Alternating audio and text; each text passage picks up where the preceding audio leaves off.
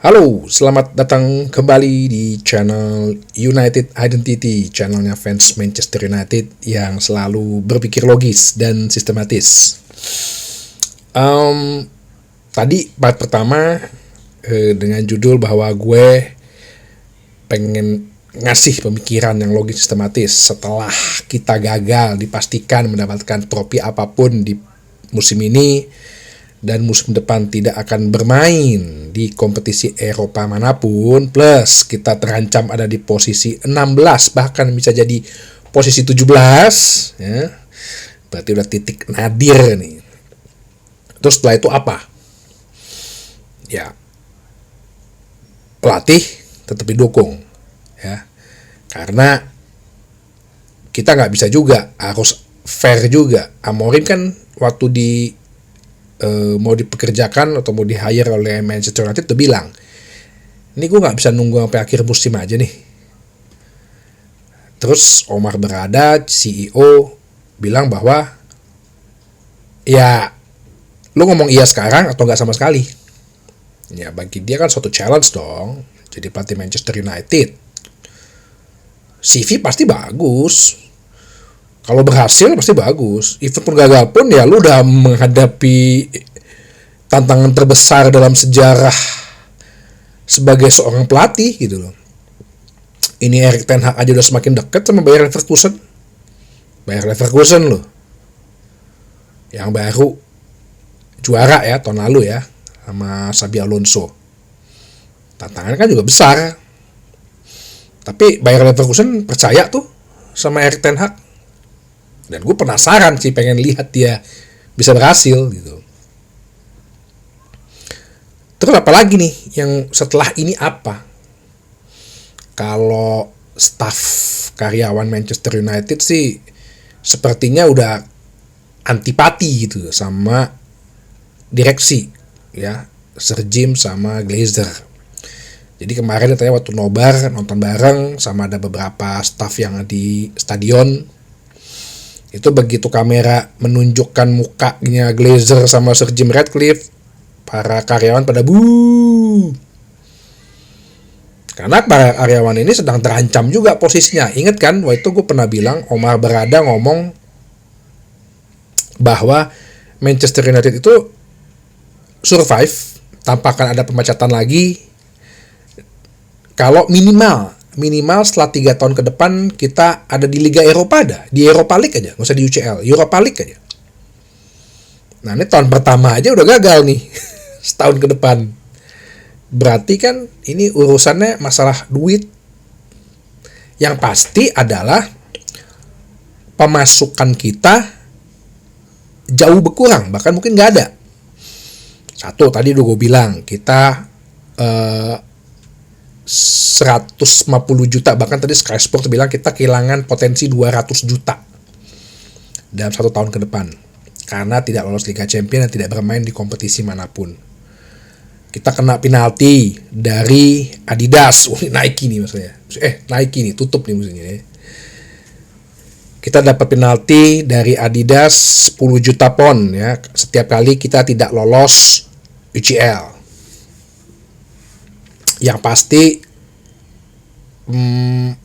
hak siar TV untuk Champions League atau kompetisi Eropa tuh nggak ada. Berarti kita murni dapet hak siar TV dari Premier League doang nih sama turnamen-turnamen domestik. Dan lagi di bawah yang namanya nilai sponsor pasti turun. Nilai sponsor ya. Jadi kalau misalnya lu pasang sponsor di Bayern Munchen, mungkin harganya 1 miliar rupiah contoh ya. Kalau sekelas Bayern Munchen, PSG 1 miliar rupiah. Cuman Manchester United udah nggak main di Liga Champions yang pasti ditonton seluruh Eropa. Ya turun lah. Mungkin jadi 200 juta rupiah doang. Contoh misalnya 200 juta rupiah doang pasang sponsor di situ. Ya walaupun gue yakin pasti akan berebut. Karena namanya Manchester United itu udah pasti tetap jadi magnet. Nanti aja mungkin pertandingan musim depan ya, walaupun kita cuma main di Premier League, yang nonton juga tetap akan banyak. Yang nonton bukan hanya, kan udah bilang, yang nonton Manchester United itu sekarang bukan hanya fans Manchester United, tapi juga haters. Akun-akun fanbase Ya, mereka yang waktu kecil dikecewakan oleh Sir Alex Ferguson itu pada nonton tuh, mengharapkan kita kalah. Jadi tetap banyak yang nonton, tenang aja. Ya, jadi gue tuh agak lucu juga kemarin ada survei kan, banyak kan orang pengen Tottenham Hotspur. Yang disurvei tuh usia 18 sampai 54 apa gitu. Gue sampai bilang buset deh, ini kayaknya bocil-bocil yang zaman dulu kita kecewakan bersama Sir Alex Ferguson, kita menang dulu kayak banyak banget ya sakit hati ya sekarang ya. Nah, terus jadi gimana dong buat survive? Buat survive gimana? Berita juga tadi barusan gue dapat bahwa anggaran Amorim sendiri cuman 100 juta pon. Untuk musim depan cuman 100 juta pon.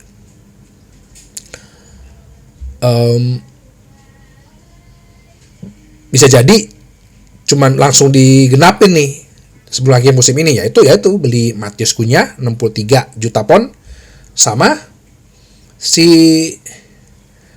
Lian Delap 30 juta pon.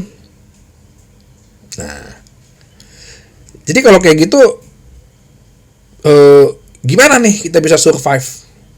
Setelah ini gimana ya? Tadi gue bilang bukan bakal besar-besaran dengan cara banyak menjual pemain. Kita coba hitung-hitungan ya. Hitung-hitungan ala-ala bisnis dulu lah ya. Ala-ala bisnis dulu.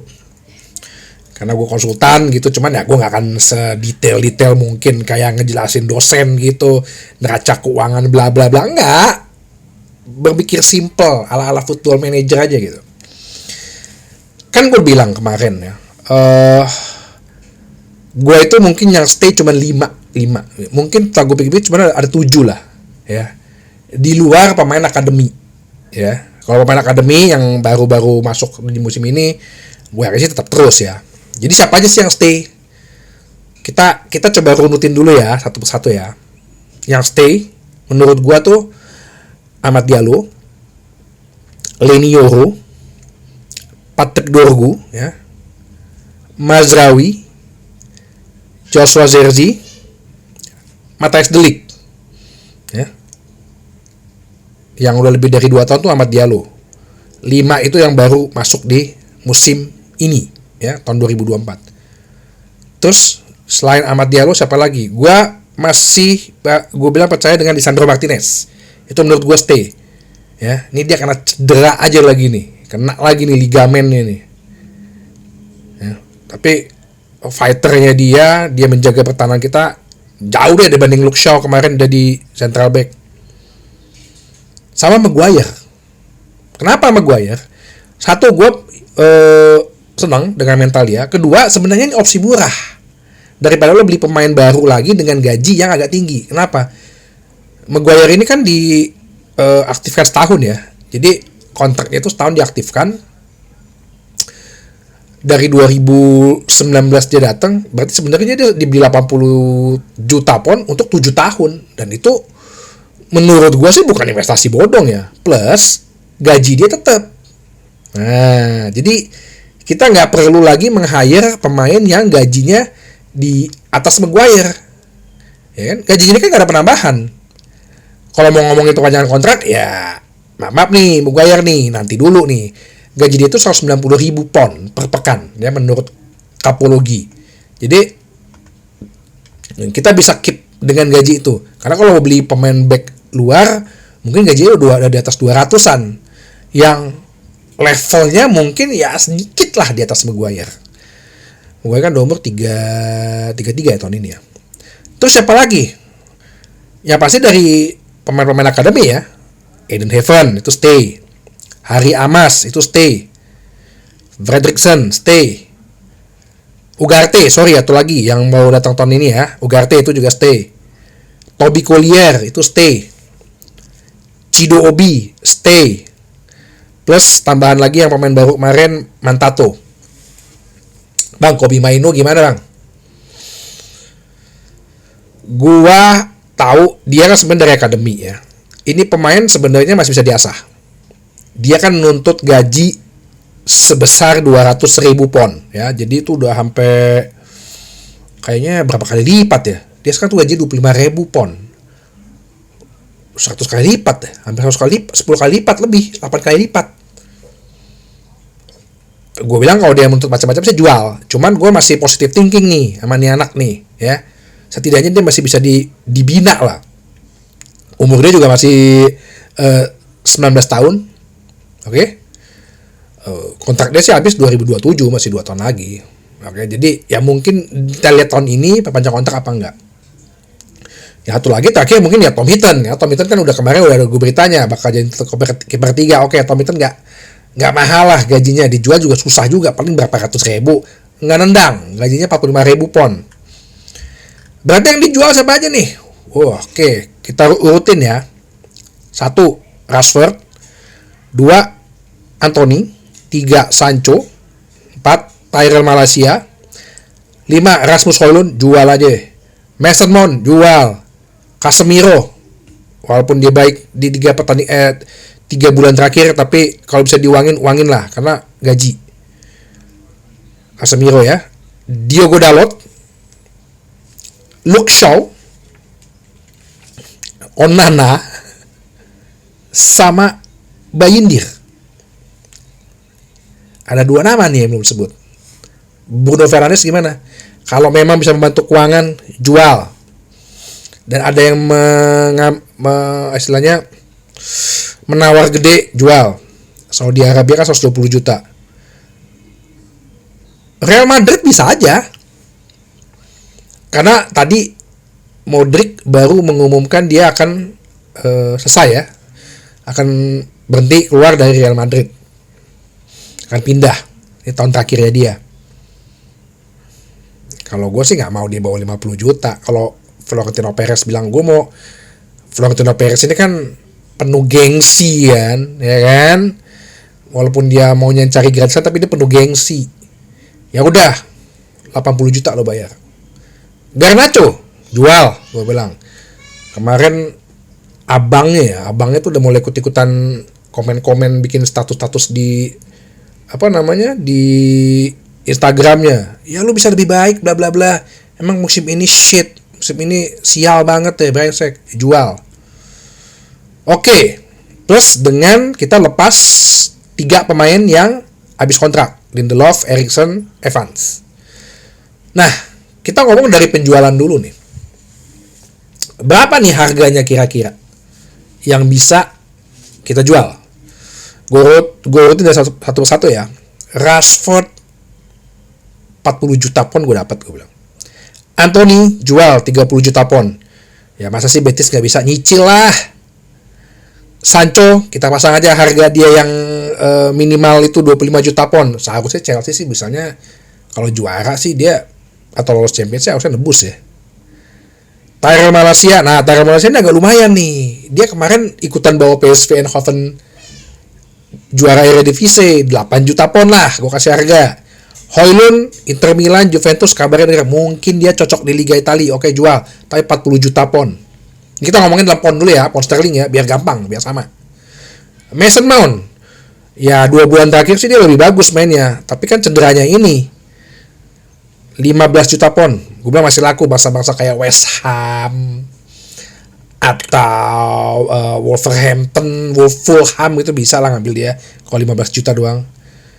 Casemiro jual 15 juta pon. Dalot jual aja ke Liga Italia, kayaknya cocok deh DC Milan deh, 15 juta pon. Luke Shaw, atau lagi nih Luke Shaw. Ya, Sunderland gitu atau Leeds United maulah beli dia 10 juta. Dia kan belum 30 kan, tahun ini 30 ya? Ya tahun ini 30. Onana. Sebenarnya gaji itu gak gede-gede banget loh Onana itu. Gajinya itu 120.000 pon. Ya untungan-untungan kiper sih sebenarnya termasuk gede sih, termasuk gede. Jadi kita jual berapa nih Onana? Tuker karung beras aja deh. 25 juta lah ke liga-liga Saudi gitu, kayaknya oke deh. Onana. Bayindir mungkin ke liga-liga Italia atau balik ke Turki 7 juta lah. Dia masih 2 tahun lagi loh ininya. Sehingga Plus dengan Garnacho yang kabarnya tadi dibilang bahwa dia dibanderol 60 juta pon totalnya kalau tambahin 40 tambah 30 25 tambah 8 tambah 40 tambah 15 tambah 15 tambah Bruno 80 juta nih ya. Bruno gue pasang harga 80 juta pon. Gak usah kita mimpi Arab Saudi dulu deh. Bruno Fernandes 80 juta pon, Real Madrid dah beli. Udah. Dalot 15 juta, Luke Shaw 10 juta, Onana 25, Bayindir 7, plus Garnacho, total itu kita bisa dapat 370 juta pon penjualan. Intinya pemasukan dulu deh. Masalah itu dicicil, masalah itu namanya kalau pakai add-on sih ya tambahnya paling berapa sih add-on sih? 2 jutaan, 3 jutaan kan. 370 juta. Plus kita menghemat dalam 1 tahun gaji pemain yang free agent yang dilepas sama gaji mereka sampai kontrak habis. Contoh paham ya? Contoh misalnya gini. Kayak Lindelof itu gajinya kan 6,2 juta ya per tahun. Erikson itu 7,8 juta per tahun. Evans 6,2 juta per tahun. Karena mereka udah nggak ada, berarti kan dalam 1 tahun ke depan kita total dari 3 orang itu aja kita udah saving menyelamatkan uang sekitar 20,2 juta pon dalam 1 tahun ke depan. Ini kita ngomong untuk survive 1 tahun ini dulu ya, untuk selamat dari 1 tahun ke depan dulu nih. Kalau nanti musim depannya lagi 2 musim lagi kita main di Liga Champions kan lain soal, duit tuh banyak. Oke, atau kita juara Liga Inggris, amin. Ya, itu kan udah banyak. Plus kita menyelamatkan dalam 1 tahun ini uang dari gaji pemain-pemain yang kita jual tadi yang belum habis kontrak. Contoh Casemiro itu gajinya 18,2 juta pon. Oke. Dia habis kontrak 2026 tahun depan. Berarti kalau kita jual sekarang kita menyelamatkan 18,2 juta pon. Bruno Fernandes gajinya itu 300 juta pon, 300 ribu per pekan, 15, jadi gue ulangin lagi, Casemiro itu gajinya 18,2 juta pon per tahun.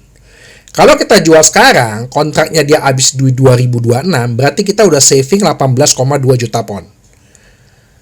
Bruno Fernandes gajinya itu 15,6 juta pon per tahun. Dia masih ada sisa 2 tahun kontrak. Kalau dia kita jual, kita save dia itu 31,2 juta pon. Ya, nggak akan keluar duit itu. Tetap di tabungan, tetap di saving. Mount, kita menyelamatkan, ini Mount agak gede juga gajinya, 13 juta pon per tahun. Udah sampai 2028 loh. Kalau kita jual sekarang, kita itu save 39 juta pon. Sancho sama gajinya sama Casemiro. Sama juga dia 2026 juga habis gajinya. Kalau kita jual dia, kita bisa keep 18,2 juta pon. Luke Shaw, ini juga panjang juga lagi nih, tukang cedera nih, 2 tahun lagi gaji ininya. Kita bisa saving dari dia penjualan dia, dari gajinya itu selama 2 tahun jadi 15,6 juta pon. Onana ya. Onana ini juga panjang lagi nih. Onana itu sampai 2028 gajinya itu 6,2 juta pon. Kita berarti 3 tahun, selama 3 tahun kita bisa save nih gajinya dia 18,3 juta pon. Højlund gajinya nggak gede sih, masih di bawah 100 ribu per pekan, jadi 4,4 juta pon. Kita bisa save 13,2 juta pon karena dia masih sampai 2028 gajinya. Kontraknya. Rashford, nah ini juga panjang nih. Rashford tuh sampai 2028 juga. Kita bisa save gaji dari penjualan Rashford ya. Gaji 36,8 juta pon. Dari Anthony kita bisa keep saving money 15,6 juta pon. Dari Bayindir gak gede sih gajinya. Kita bisa save ya dengan menjual dia. Kita berarti bisa keep gaji 3,6 juta pon. Garnacho, di luar penjualan dia kita bisa mengkeep save gaji 7,4 juta pon. Tyrell Malacia ini sebenarnya kecil sih gajinya, kasihan juga ya, nggak nendang juga sih. Kita bisa keep dari gajinya dia, bisa tahan gajinya dia untuk tidak keluar itu 1,9 juta pon dari sisa kontraknya dia. Paham ya? Dalot dari sisa kontraknya itu 13,2 juta pon. Jadi kalau total dari sisi gaji yang akan kita save dari penjualan pemain tadi, penjualan yang habis kontrak, plus dengan pemain-pemain yang bebas transfer, ya, yang udah free, itu didapatkan angka 252,4 juta pon. Berarti kalau ditambah dengan tadi yang 370 juta pon, sebenarnya kita punya dana, kita terima cash di saat ini, plus dengan duit yang kita akan keep, total itu ada 622,4 juta pon. Oke lah, gue buatin jadi 620 juta pon. Lo kan suka main FM ya, FM kan suka ada ini tuh, pemisahan budget tuh, budget gaji sama budget belanja pemain kan, budget transfer sama wage budget ya, budget gaji. Kita nggak mungkin juga ngambil pemain kalau kita nggak iming-imingin gaji yang tinggi, oke? Itu juga harus lo pikirin ya, gaji yang minimal lebih tinggi lah daripada kalau memang kita pemain yang spesifik ya. Karena Amorim sendiri udah bilang bahwa gue butuh pemain yang punya kecepatan. Nah, mikir deh tuh. Ya, gue bagi aja. Mungkin kita pasti 70-30%, mungkin sekitar 70%, mungkin sekitar 450 jutanya untuk belanja pemain, untuk bayar cash. 170 jutanya untuk bayar gaji pemain. 450 juta atau 622 juta, itu 600 juta mah untuk bongkar pasang itu mah bisa, pasti bisa. 600 juta loh, duit yang kita punya. Ya, kedepannya mungkin kita akan kembang kempis, dalam arti lu pernah ini gak sih? Dulu tuh pernah ada mainan FIFA Manager ya. Ada yang pernah main nggak? Cuman udah 10 tahun lalu nggak ada. Jadi ya kalau dulu kan ada Champions Manager, terus kan Football Manager kan. Sekarang kan tahun ini nggak ada lagi Football Manager ya. Dulu ada tuh FIFA Manager. Gue suka mainin juga tuh. Barengan Football Manager. Ah itu enak tuh mainnya. Jadi dia sebenarnya udah bukan kayak manajer pelatih sih, lebih kepada kayak CEO sih. Jadi lo kayak ngatur duit buat bayar gaji staff, gaji pemain, lo ambil dari mana tuh bisa. Sampai lo bangun stadion gitu bisa. Gue inget banget, gue sampai waktu itu yang main FIFA Manager. Ada deh pokoknya dari yang ciptain tuh bukan kalau ini kan sport interaktif ya, kalau FM kan. Kalau FIFA Manager tuh EA Sport. It's in the game, masih inget gak? Itu ya, e-sport kan kalau konsol kan FIFA konsol kan, FIFA mainan. Ini FIFA Manager, kalau pernah lo ada yang sempet main deh, teman-teman deh. Nah itu gue tuh inget banget tuh, gue di pegang Manchester United di musim kelima tuh gue sampai bisa renovasi stadion, ya, bukan bangun baru, renovasi stadion sampai Old Trafford tuh dari 76.000 kapasitas jadi 100.000 gue nggak salah. 100.000 kapasitas ya, ditambahin tiangnya, ditambahin di Stratford End, tambah jadi tingkat 2, kayak gitu-gitulah. Itu seru tuh. Nah, jadi kalau kedepannya dengan tadi yang 600 juta, mungkin 450 jutanya kita buat ngerombak beli pemain, 170 jutanya untuk gaji, ya, plus kita tambahan lagi dari ya hidup kita 1 tahun ke depan mungkin hanya dari penjualan tiket, hak siar yang seadanya dari Premier League, sama marketing. Ya entah jadi iklan Shopee gitu atau iklan jamu gitu, atau iklan apa, jalanin semua lah, ya mau nggak mau. Nah, jadi menurut gue tadi soalnya ada yang nanya juga, ya tapi bang biaya dari mana kalau mau ngerombak pemain? Nah ini gue jelasin.